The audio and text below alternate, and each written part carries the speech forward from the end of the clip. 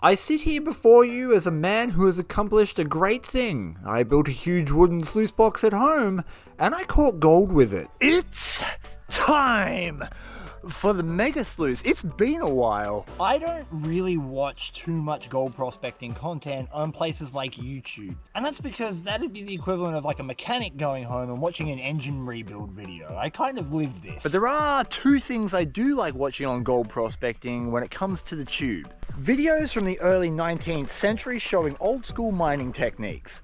There are actually a lot of them on YouTube. It's great content to watch. And the other thing is modern gold rushes. You see, there are countries like Indonesia who right now are going through an unprecedented gold mining odyssey. They are digging up today what Australia experienced back in the early 1850s. Hence the creation of this. This sluice box cost me 25 bucks. The most expensive part was the carpet in there. Pretty much everything else is scrap.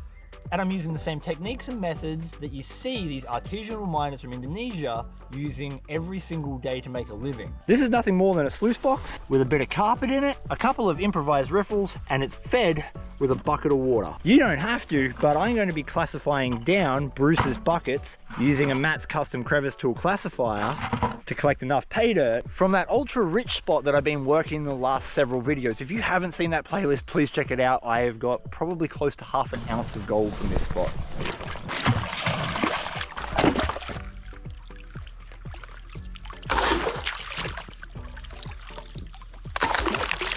I'm not 100% sure why Senior Sweatpants decided to go on an adventure through the bushes, but he's in there. Well, I just walked down the creek, my bro. This is why we're here. This is ancient decaying bedrock. When I say ancient, it's old. It's not dinosaur ancient dirt, but it's still pretty old. On Reedy Creek, this is what the granite turns into when it's been exposed to the river gravels moving over the top of it for a really long time. And so a lot of gold tends to collect in it. Over ½ an ounce of gold has come out from this area alone, and it's still going down into a pit that's getting richer. There's a massive boulder just here I've got to try and move at some point today. I'm absolutely going to be using Senior Sweatpants' muscles to help me do that. And in the meantime, we're going to collect as much of this dirt and run it through that beautiful mother rudder and get the gold. I always feel like I'm driving a little car. Yeah. I've pulled a lot of agates and a lot of crystals out of this dirt. So we are absolutely checking our tailings for said treasures.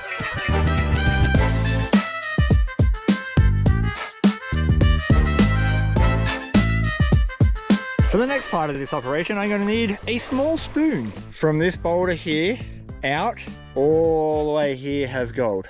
This is a 20 litre or 5 gallon bucket, but I have removed about 20 gallons worth of oversized rock using my deep frying basket here. Creek maths, meaning there is about the equivalent of 40 litres worth of pay dirt in here. Basically, every bucket you see is 2 buckets. 1 bucket is 2. 2 buckets is 4, and so on. Now that we understand the maths, it's time to do some mega banking.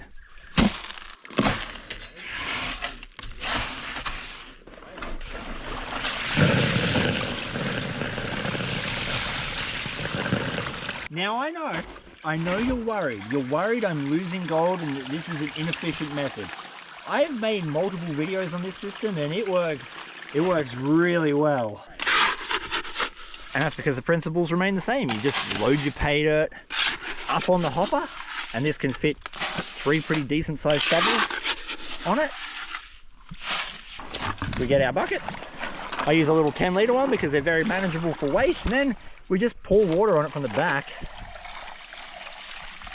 Liquefies all the soil, and down the sluice run it goes.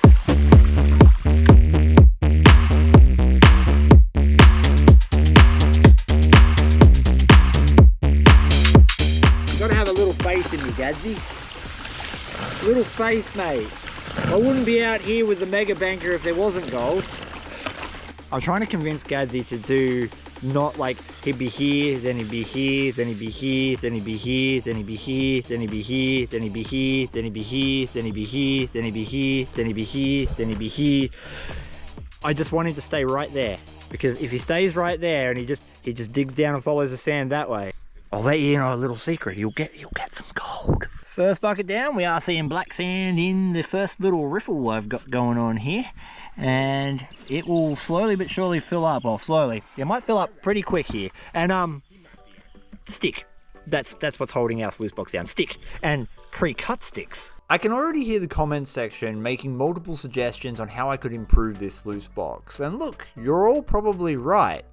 But that's not the point of this exercise. Most people around the world mining for gold today in the modern gold rushes are using systems just like this. And the reason it works is because it's super simple. And simple things often work out well. It's really easy to overcomplicate the process of finding gold. It really comes down to a volume game. The more pay dirt that you're able to move, the more gold you're going to get. The manner in which you move that dirt doesn't really matter as long as it's moved through something that will catch the gold. And sometimes super simple setups like this actually save you energy in their setup and pack down, meaning that you can run more dirt over the course of your day. It's always hard to show very fine gold on the GoPro, but we've got a piece just there, and we've got heaps and heaps of very fine flakes. There's several of them just there, all through the mat. So that's good. We are definitely catching gold right at the top. And that's just the thing. Western countries tend to bastardize simple processes. Yeah, we can make these more efficient. We can pay more money. We can get petrol pumps. I can put a spray bar on that. I can do all sorts of stuff. But for the pure point of inspiration, you don't need very much to catch good gold at all. What'd you get, Kenzie? A little bit of gold! You could have told me just to yabby pump it. I told you to commit to one spot. You know how to prospect. You know what to do. You did the thing. You might be right. You're welcome. You might be right about this spot. I'm starting to believe. I'm working around this big boulder here, roughly where my shovel is, and I want to know how many speckaroonies we're getting per shovel. Well, that was mostly worthless rock, but anyway. Probably won't be much. I'm going to bet it's probably 10 or 15. What we're really trying to do is move all the overburden through the sluice box to access 2 or 3 decent buckets worth of bottom material that's going to have all of our gold in it. That's the idea. Yeah, and bet what I said. I know that doesn't look like much right now, but that's the overburden. That's the stuff that doesn't have the best gold in it. We're still trying to access the bottom. And if you've seen any of the other episodes and you've seen what's in Gadsy's pan, you'll know that the gold here gets pretty unreal pretty quickly when you get onto the right dirt. So we've got to keep going. We've done 5 buckets. Try and get another 5 done. As the old saying goes, more dirt, more money. That's an ancient Chinese proverb, probably. These buckets are getting heavier, or I'm getting older. Nah, they're getting heavier. They're definitely getting heavier. I'm not old. Now I should point out there is a little bit of a technique to this. I want to get a square shaped funnel that would evenly distribute water across this, but the technique now is just to make sure the water is in line with the sluice box when you start pouring it, and I pour from the front, not the back. Finding little things like this, methods in which you pour the water, deliver the dirt, or even classify down your material, are the things that ultimately improve your efficiency, and that is what allows you to move volume. So I'm always on the lookout for better techniques. At any rate, I'm going to keep working on this until I get up to 10 buckets, and we're going to have a look in the mat. And we'll probably not be able to see very much in the way of gold because you're on a GoPro. GoPro lenses are terrible. Sometimes you find crystals, sometimes you find agates, and other times you find the biggest piece of jasper you've ever picked up out of the creek in your entire life. Look at the size of that thing. Good quality jasper can go for 50 cents a carat too, so that's a lot of carats. That's probably like a $3 rock. All right, Gadsy doing some work for me. Yeah, he's hand dredging in the daytime, not even naked. Well, you know, we don't need it. Normally when we do it at night naked, the moonlight reflects off my pale skin and is like a great floodlight. That's right. Skin torch. Yeah. Just look out. Look out. Might want to cover your eyes, Chris. My eyes! Anyway, it was all good because Gadsy was in the water. This is the 10th bucket. Now, 10 buckets is a whole shit ton of work. Spoon. Now, I'm thinking I might actually call it at 10 buckets. Not because the spot's done, but because I want to go back to panning. Which I know might sound really dumb to a lot of people, but I like panning.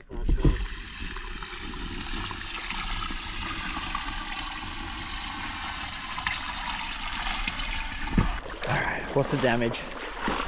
Oh, Not that much. we could roll the boulder on top of that. Yeah. That's not even worth a egg, lobster, steak, curry dinner. That boulder's getting shifted that way. Look how big that thing is. I hope we can move it. Well, that's 10 buckets run. That's 200 litres. About 1,600 donuts from Freedom Units. And a super cool little pickery bit in there. That's nice. I'm very happy to see that. And I'm seeing specks. It's all really fine gold here. I'm seeing specks all through the mat. There's a good one just there. These are all loaded with black sand. The only thing I forgot today was a tub that can fit that mat. So this has to go home like this. We're about to do the cleanup, and I have over 1,200 gold prospecting videos on YouTube currently, so if you would like to see more of this, consider hitting the subscribe button and turning on all notifications. In the end, the Mega Banker produced about 3 litres worth of concentrates. That's about 6 pounds of Walter White's finest product, which if I'm being honest is way too much to hand pan down, and that's why I broke out the new cleanup system that we're developing in conjunction with Prints by Penny. There'll be more details on this in a future video, but for now we just chewed through the black sand to finally reveal how much gold we'd got. And man, with the amount of time that had elapsed between processing this and actually cleaning it up, I'd forgotten just how rich this spot really was. And there is almost nothing more motivating than seeing this kind of gold come out in the cleanup sluice, so I'm definitely getting back out there and I'm going to hunt down another one of these deposits. Because with the cleanup all done, the mat was littered with gold. There's no way this is not going to be a multiple gram day. Look at it all.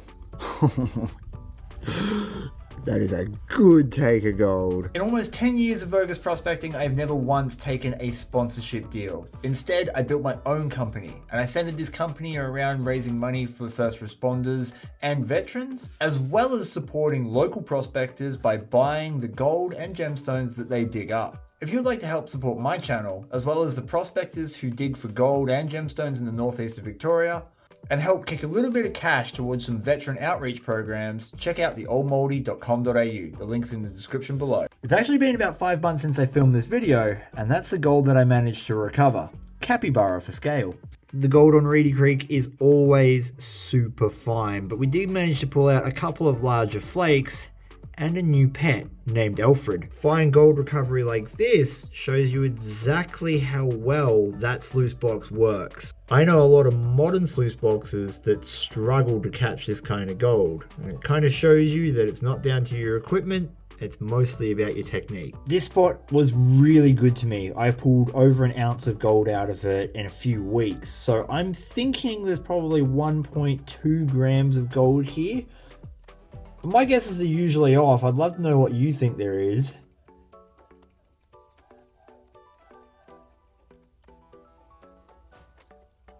Half gram? Yeah, I think we'll do the gram. 0.8 or 9.